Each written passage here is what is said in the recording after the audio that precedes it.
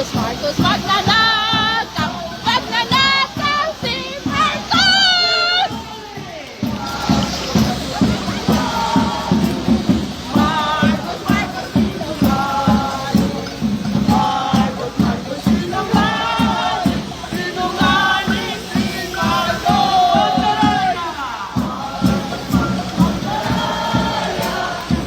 Marcos, Marcos, mandaraya!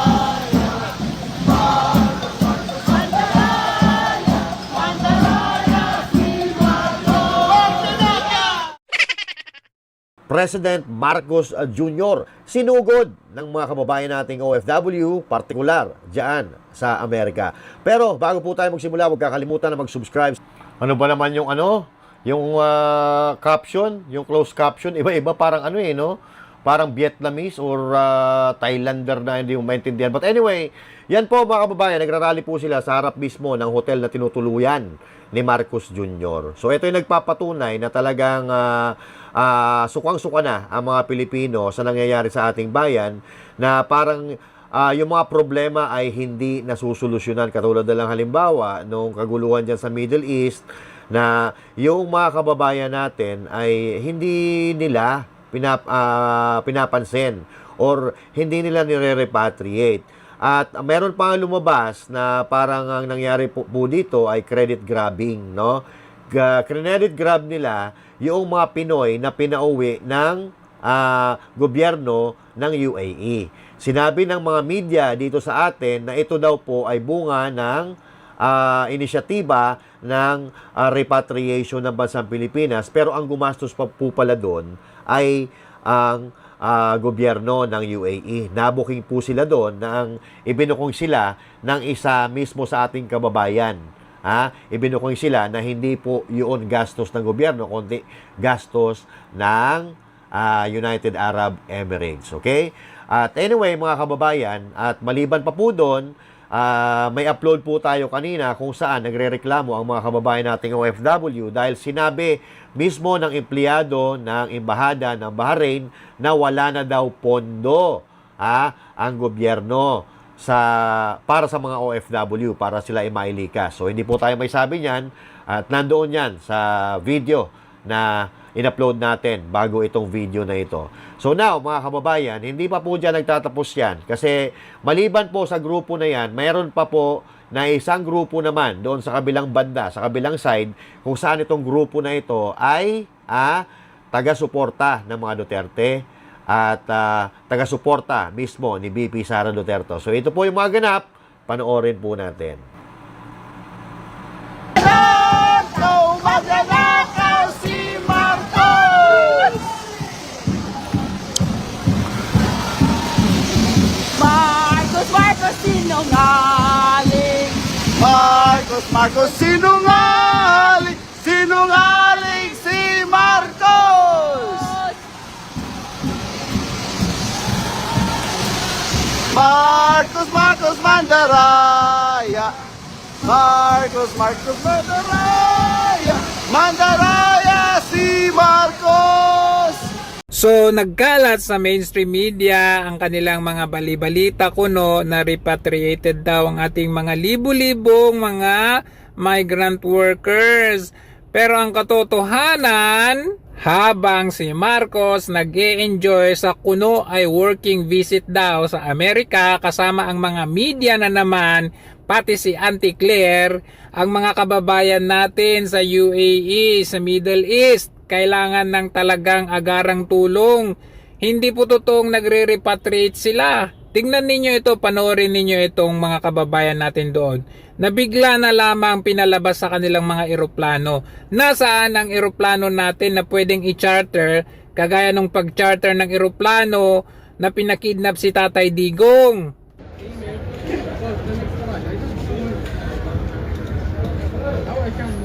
Ang dami naming stranded dito sa airport.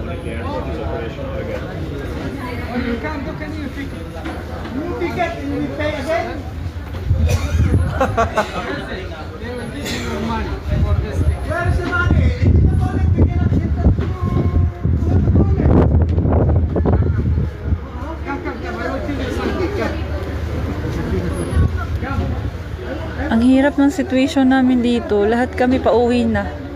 Final exit. Tapos, pinapalabas kami. Parang wala namang instruction kung saan kami pupunta. Wala na nga kaming mauwian. Ang dami namin dito. Ito. Kami lahat dito. Ayan. Pinapauwi. Kinancel yung flight. Hindi man lang nagsabi kung anong gagawin.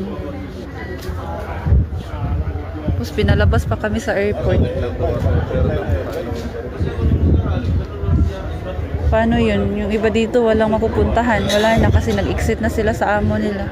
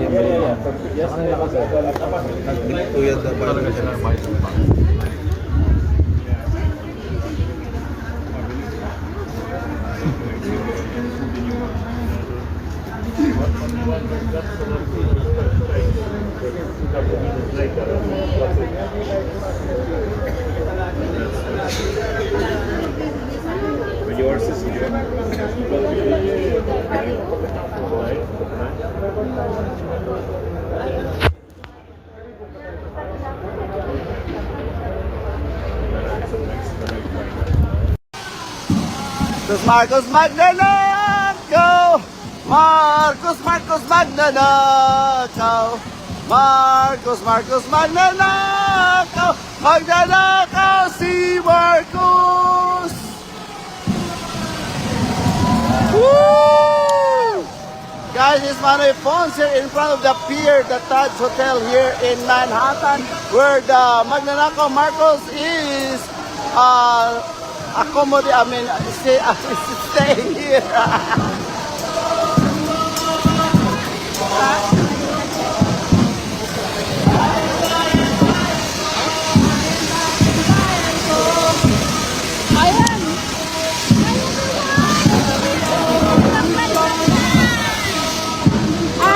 Nandito kami ngayon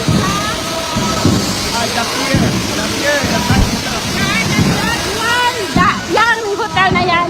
Nandun si Marcos Jr.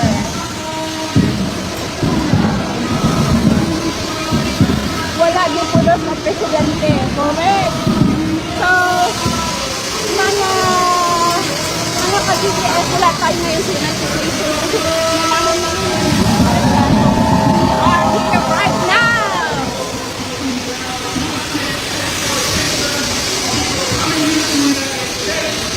No one given the parents of their opportunities, so there's not one organization.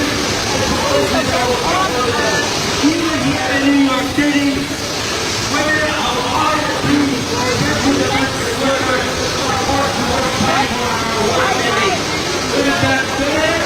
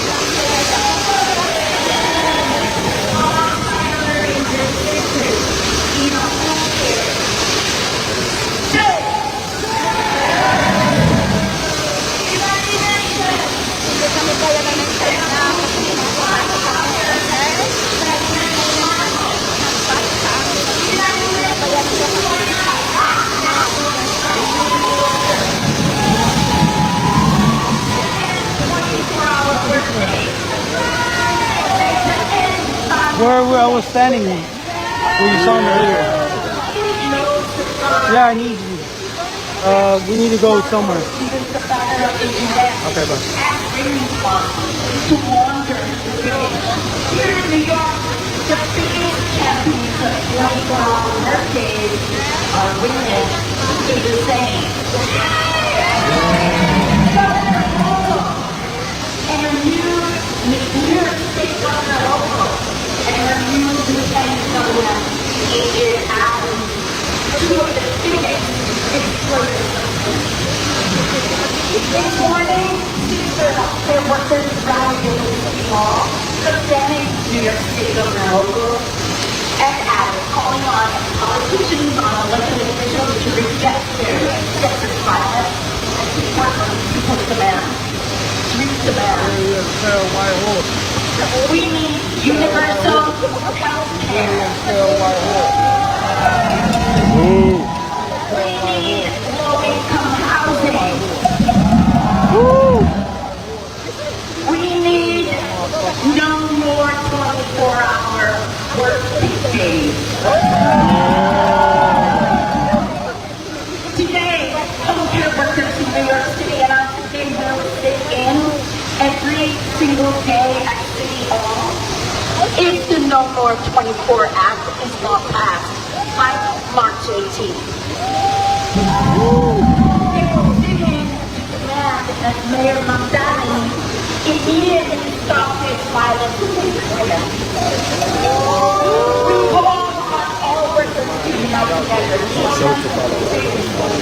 And let's continue to build this from the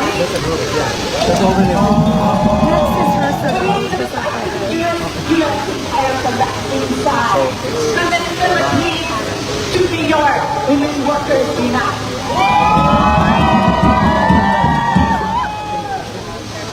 When women strike under attack, what do we do? Stand up, fight back. When women strike under attack, what do we do? Stand up, fight back. When women strike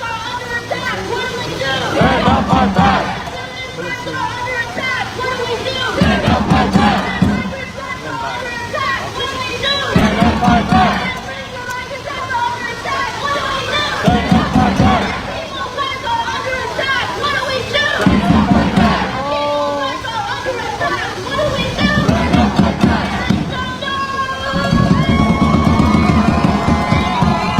I'm really excited for the next speaker, also a part of the AI Women's Coalition. I want to introduce Gabriella New York, which is also the organization I'm a part of.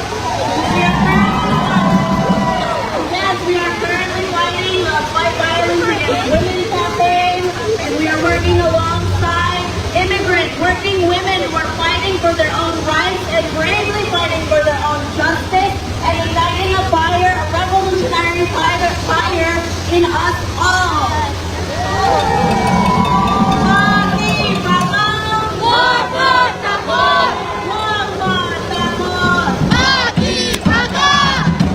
I want to introduce Mara from Gabriella, New York, who will speak with us today.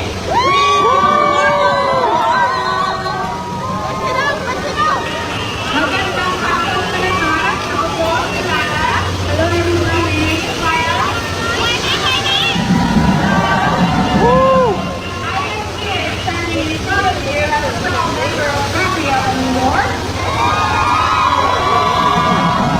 And as a violence survivor from New York. I am standing here with all of you to expose the incompetence of the Philippine government here in the United States. As a former Filipino worker, I experienced domestic abuse here in the U.S.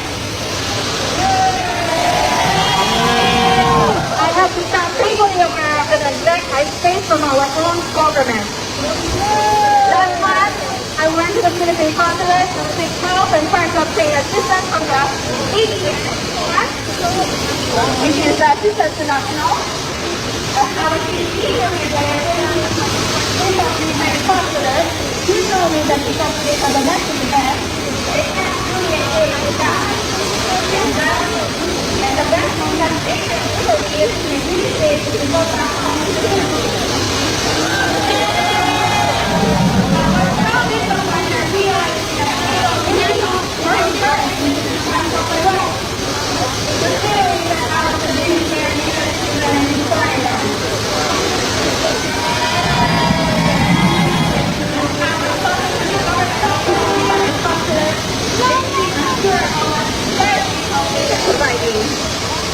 even the way they structure the Indian form is not clear. They're lacking a part for the whole process. They're lacking our own that's actually, for example, who work outside their motherland.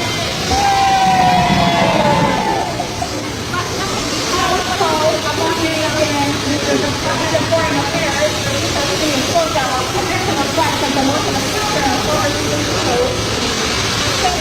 Their budget amounted to $10 million.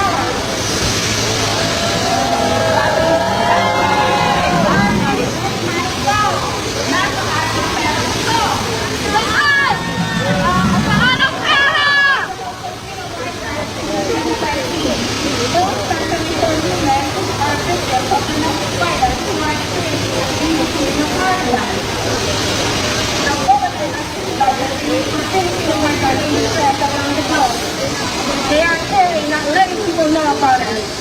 It is truly the quantity that those of us who are poor and hard to sell. How the fire is so continue to lose support and objective of our own government.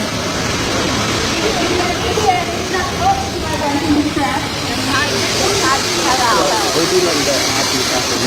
Wait, i-display ko itong card natin. Sige lang, kaya para natin lang grupo po. Ako, nag-live ako USDS. Nag-live ka? USDS USA. Oh, okay. Nag-live ka lang dyan.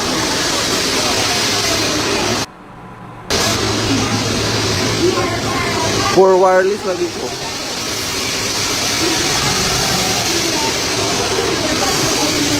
Ikay gunit, kikan ako mag-live.